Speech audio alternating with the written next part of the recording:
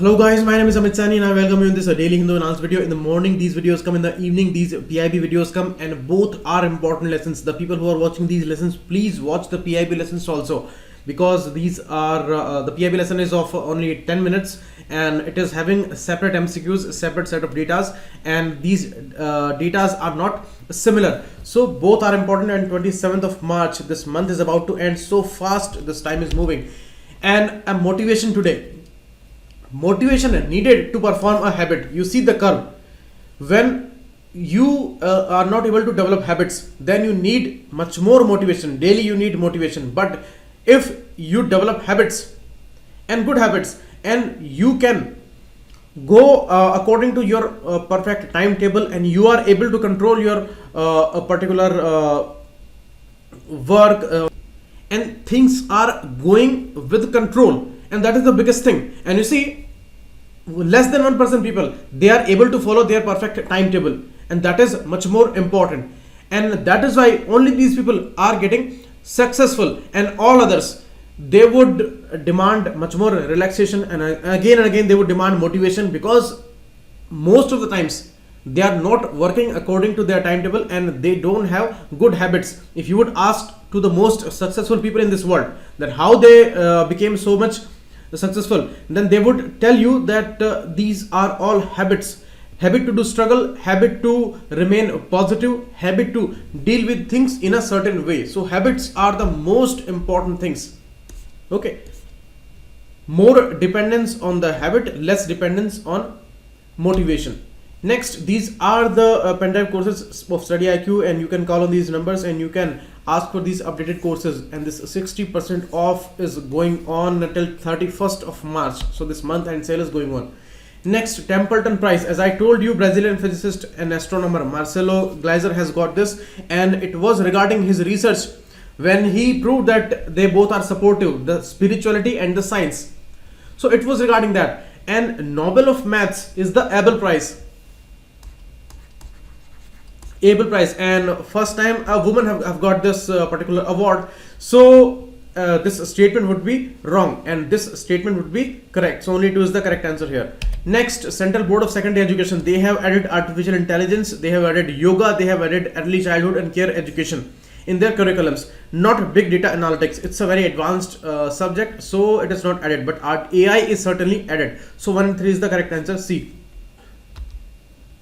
Next, Italy's Prime Minister Mr. Conte signed a memorandum of understanding with Chinese President Xi Jinping regarding the Belt and Road Initiative, and they are endorsing this global infrastructure building scheme of China, and that has become a huge problem for America, because Italy is under G7 group, the most developed countries group, although it is not a member of P5 countries. So this second statement would be wrong, but first is correct. And certainly it's a problem for America, which is the staunch rival of China, and it is trying its best to limit the Chinese extension in all the fields. So only 1 is the correct answer, second is wrong. Kurdish-led Syrian Democratic Forces backed by US has defeated the Daesh ISIS by capturing the final state. That is a correct statement. This is perfectly right, because Kurdish army is the biggest tool that was used by US against ISIS, and they were the most important force against ISIS, and that is why ISIS has been defeated now, but not totally. And some sleeper cells and all these threats are there with ISIS. It is still existing, but in various other forms, not dominantly it is capturing any kind of geographical territory, and it is all because of Kurdish-led Syrian Democratic Forces, and that was supported by USA. And USA also gave force to the rebel groups of Syria, and these rebels groups were against the Bashar al-Assad's regime. So in a sense, US was actually protesting against Bashar al-Assad's government, and it wanted to throw it away, but Russia supported Bashar al-Assad's regime. So second statement would be wrong and first would be correct.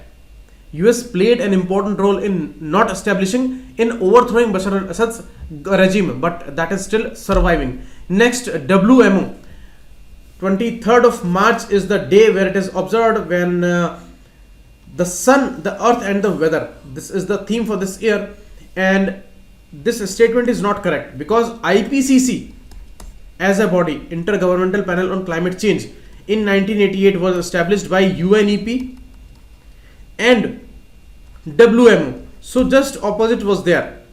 IPCC did not establish WMO. WMO actually established IPCC. So that was correct, and only one is the correct answer. Second is wrong. Now these two map based questions I gave to you, and I hope you must have visited Atlas for that. And 2, 1, 3, 4 is the correct answer here, because Belgrade is the capital of Serbia, Sofia of Bulgaria, Istanbul city in Turkey. It is the westmost city in Turkey, and half of the part of the city is in Europe and half of it is in Asia. It is said like that. And Izmir is again a city of Turkey. So in the map you can see it is Izmir, it is Istanbul, and it is Serbia's Belgrade, and it is Bulgaria's Sofia. Okay. In a sense, Izmir is the westernmost city, but if we go towards Europe, then Istanbul is the most important city towards Europe. So that is the thing, and these both are in country of Turkey. So that you should remember. And the next question, all these seas, their locations we would visit here.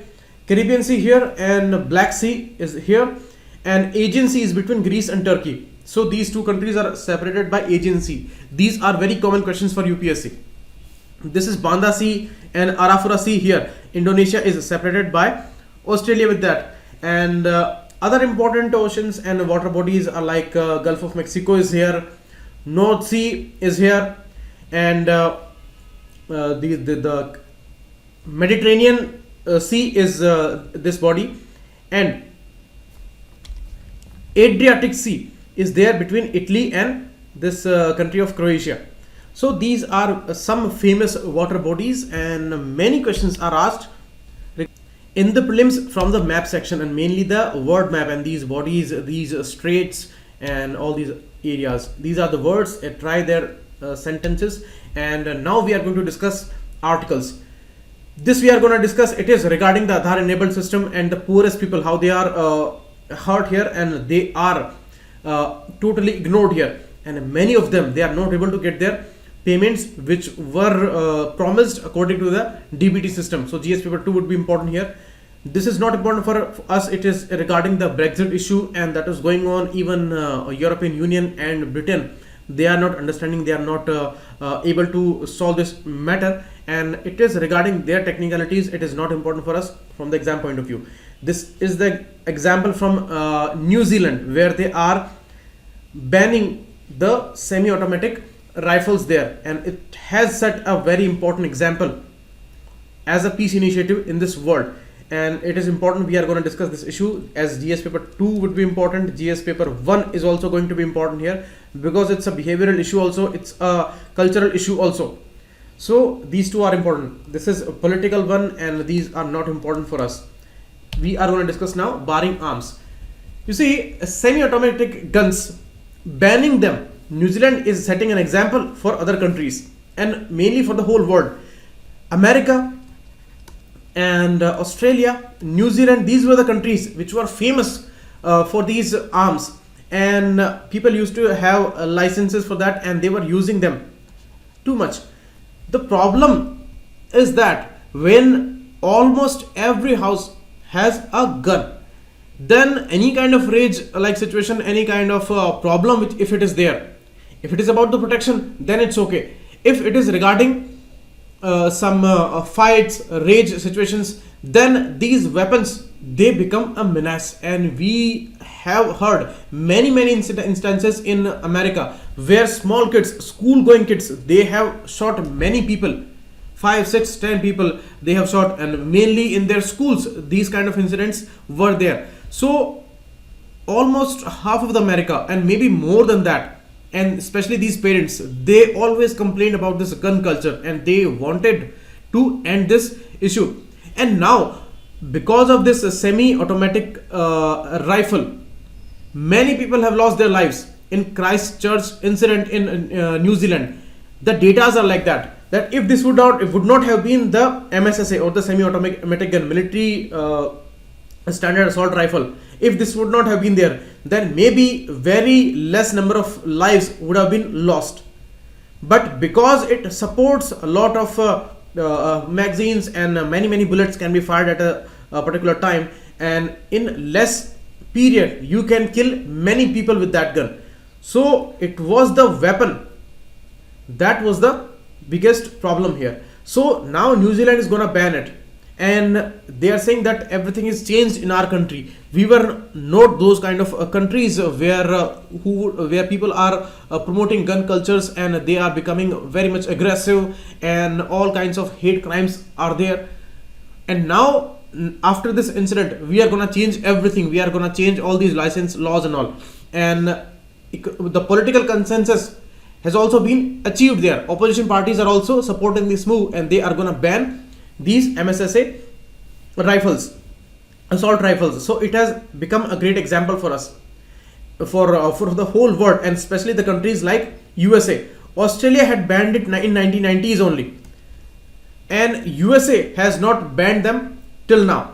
And it's a right for the citizens in USA to have these guns. They are helping these farmers, and they are helping some people who are living in the countryside. But in cities, in urban areas, they are a real problem, because security issues are not that much a threat there.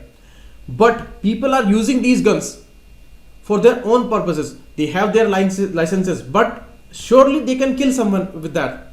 So this gun culture is a menace in America, and the arms industries, they actually support these kind of claims, and just they want to survive, and it's very much beneficial for them. They would provoke any kind of hate, they would provoke any kind of war, and then they would sell their arms. So this is how this business runs, and it is totally against the world peace. And now this example is very important. We all should learn from that. And maybe some people would say that this is all a show off, and the Prime Minister of New Zealand, she wants to maintain her image there, and politically it is very beneficial for them. But anyhow, these things are good. Banning these arms is good, and promoting the gun culture is always devastating. Okay, so this is a very important thing. You see, the reports say that when Australia had banned it in 1990s, maybe that was the reason that this person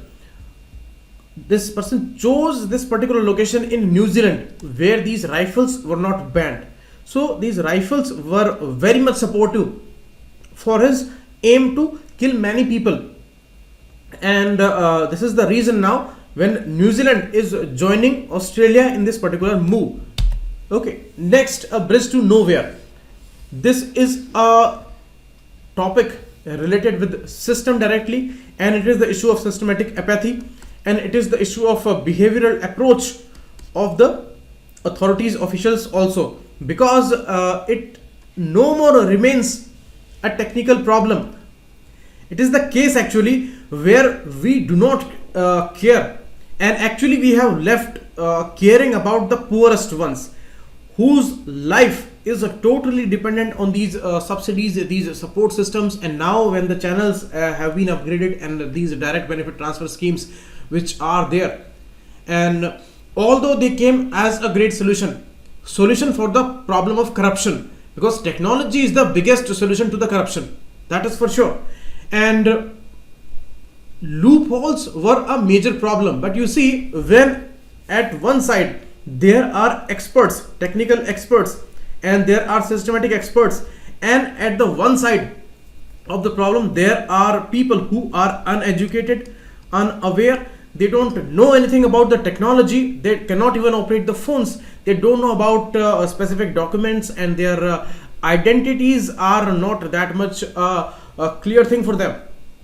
So if these kind of people are pushed for these kind of reforms, these kind of technical upgradations, then sometimes it is the responsibility of the system that you make sure that these people are getting these things, and these people are having this transformation very smooth. But here it's a clear apathy.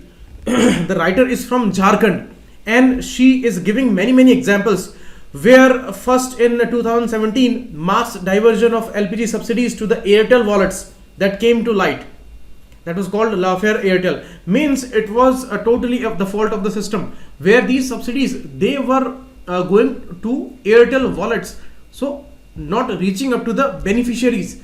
Why? Technical problems. What kind of technical problems? I would tell you now. You see, when they opened the Jan Dhan accounts, and it was a kind of a mandatory situation for these people to open these accounts. In the name of development, these people were pushed, because the system of direct benefit transfer, that was the solution to the corruption, that was to be used, and all that money, all these subsidies, all these income transfer schemes, they would be using these bank accounts. So here, what is the situation? First, they were using the conventional system of cash, and now they are forced to use these bank accounts. And after that, these conditions of eKYC norms and low balance issues, and maybe they would be inviting these penalties and all. So those are separate issues. But these mandatory conditions to operate these accounts, to keep these accounts activated, that became a big problem. And mainly when this Aadhaar payment bridge system came, where all these KYC norms and all, these were mandatory conditions, and if these accounts are not activated, they are not working, then these benefit transfers would not be possible. That means if that person is working under a Narega scheme, and if that person is availing the LPG subsidies and all, that would not be possible. That means you made him dependent on your new system, and your new system is not supportive, because these people don't know about these technicalities, and you are not solving their problems very soon. What is going to happen? They would go to banks. What is going to happen in the banks or in the these particular post offices and other offices? What is going to happen? They all are overburdened with their work, because the 5 people are working for 10 people. At least 10 people are needed in that office, but 5 people are working. So they cannot hear these issues, because these people, they need time, they need particular support. But who is going to help? Who is going to tell about all these technicalities to them? These are poorest of the people, and it is very, very difficult for them to understand these things.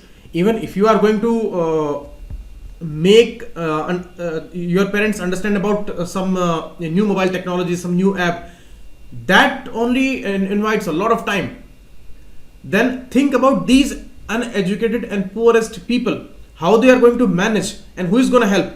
First of all, they are not going to listen to them. They would throw them out, that go away and come back later when we are free. But they are never free, as we all know. They are overburdened. So indirectly, through the system, you are denying everything to the poor. And that is why an old lady of 67 years old, she died because her subsidies and her incomes, those were blocked, because her account was not working, and she could not fulfill these eKYC details and all, because you put a deadline there, and these are nearly impossible targets.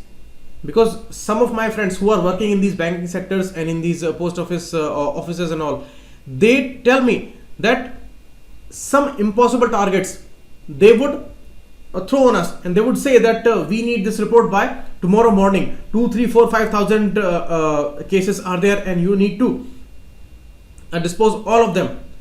But that is impossible, because we are overburdened here, and nobody is there to help. If we are going to demand these staff, then that is not possible for them. So how we are going to make that? So in these kind of conditions, how they can help these poor people? This Aadhaar system has been very, very controversial, and you see bio authentication is a thing there, and you see these poor people, they are working in fields, and women, they are working at homes, and even they are working in fields also. So their fingerprints, they are a big problem in this bio authentication, because fingerprints, they are removed from their palms, and these kind of technical problems are there with the poor population only. So through a systematic way, we are denying them all kind of services and all kinds of supports. And if you see the technical details here, this payment bridge system, it's an offspring of NPCI, which was established in 2008, as a non-profit organization, and the consortium of these 10 banks that is owning NPCI, and RBI is the promoter.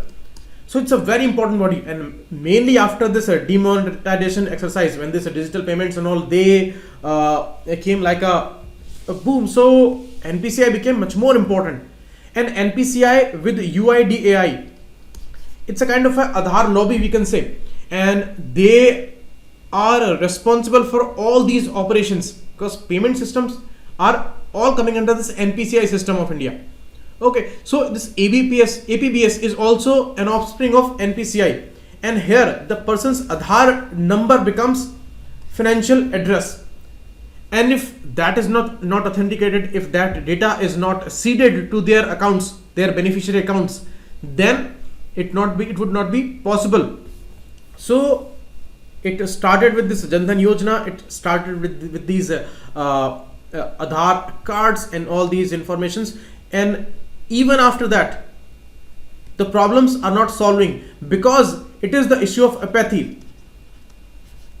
They should have known that these kind of troubles may appear. This is the poor population, this is unaware, uneducated, and never aware about the technology like a population. So how we are going to manage these challenges? Corruption can be curbed here, but these problems, who would solve them? We need officials there, we need trainers here for these people, because this is not a smooth transition, this is a very difficult thing for them. And where the condition of these banks, post offices who are given this authority, I'm telling you, that is the real situation, and nobody is there to help. eKYC is compulsory. If deadline is given, if you are missing that deadline, that is not possible for them to send this money to their bank accounts. And in Jharkhand, many pensioners are struggling to understand why their pensions were discontinued after eKYC was made compulsory, because they could not reach up to these offices. These are poor people. They needed to stand in these long queues, and their number that never came. The people who were having some money, the people who knew some of these bank staff or post office staff and all, they get their work done. But these people, they remained there in their queues.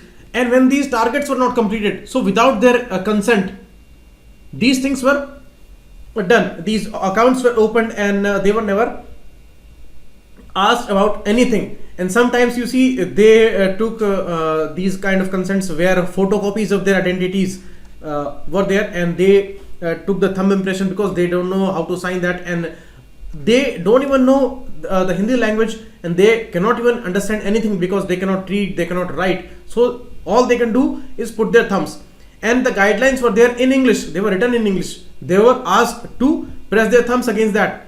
So whatever was possible for them, they did that. But because of this particular flawed system, what kind of cases we saw? We saw that payments were diverted towards some kind of private companies, wallets, and the same case happened in the case where Bank of India accounts were opened for these people, and those could not be operational, and that money was diverted into some other ICICI bank account that was opened by these banking correspondents, and the consent was not taken there. So multiple bank accounts are also a problem. Multiple bank accounts were opened for these people when these Jan Dhan account targets were about to be met. So multiple accounts were also opened. So they did not know about their status, that which account is seeded there, the Aadhaar data is added to which a particular account, and in which account our pensions, are these DBT transfers are coming. So it is all dependency on these bank officials or these particular technical staff, but they are not helping. So in simple words, we can easily recognize the situation here. The problem of Aadhaar seeding, the mapping, and the process of NPCI, the process of this payment bridge system, they are not helping the poorest ones. They were victims of the system earlier, now also they still remain the victims of the system. And in both these cases, what is the common thing? Common thing is the apathy, systematic apathy towards these people. They don't care if they are dying out of hunger, if they are not getting their pensions in their old ages and nobody is there to help, and they are dying in their homes in all condition of depression, they are hanging themselves. They don't care about it. So that is why it's a very sensitive issue. Okay. And the lack of accountability. Writer says that we contacted NPCI and we contacted RBI for that, but they gave us a patient hearing, but their response was far from reassuring. So you see the level of apathy, and these problems are for real. And as I told you, according to the data IBPS, this Indian School of Business data says, its report says that around 10 million payments were done between 2014 to 18, and 38% of all the APBS payments of Narega wages in Jharkhand redirect wages to completely unrelated accounts, means those were not reaching up to right accounts. Now how the upper levels, they would know about this problem if they remain apathetic to these situations, to these complaints, because they are sending the money, but that is going to some other account. If any technical staff, they are involved in some kind of technical corruption here, they are changing the bank accounts, they are seeding these Aadhaar data to some wrong accounts, that means the money that has been sent from there, that is gonna reach up to the wrong person there. And the OTP systems and all, these things are not known to these poorest of population. Maybe they're not having mobiles and all, this is gonna be a huge problem for them. So you can see, according to the data also, how they are denied everything there, and these are the support systems where their lives are dependent on. So UIDAI did take some cosmetic damage control in last 2 years, but judging from the Jharkhand's experience, the pathologies of APBS continue to cause havoc on the ground. An independent and participatory review of the system is long overdue. In this election time, these kind of data, they are not appearing and nobody is talking about that. So this is very, very important when we are talking about these political leaders who are actually fooling us by different names, some by hyper-nationalism, some by secularism, some by skepticism, and in the debates, whatever we see, it is all about their rhetorics, all about their some kind of mistakes in their speech and all. So we are hearing about that, but we are not discussing these core issues where the real victims are dying out of this apathy. About the NPCI, they may ask you, in 2008 it was established under this Companies Act of 2013. So it's not a statutory body, it's not a constitutional body, and it's simply a non-profit organization under Companies Act. And the consortium of major banks that is owning this organization, and you see the paid up capital is 1 billion rupees, and all these banks are there as promoter banks, and RBI is the main promoter here. Okay, Dilip Asbe is the current managing director. Next, India's carbon dioxide emissions, they have gone up by 5%. You see the data here. China's energy demand is 2771 MTC. India's is only 600. But you see the growth factor here. 5% growth is there with India. For developed countries, mainly USA, minus 4.5. So they are going towards a decline here.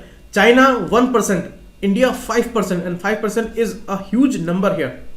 That means whatever targets we have made, 175 gigawatt of renewable energy by 2022, and by 2030 we have a 40% energy mix target, means 40% would be coming from the renewable sources and 60% from the conventional sources.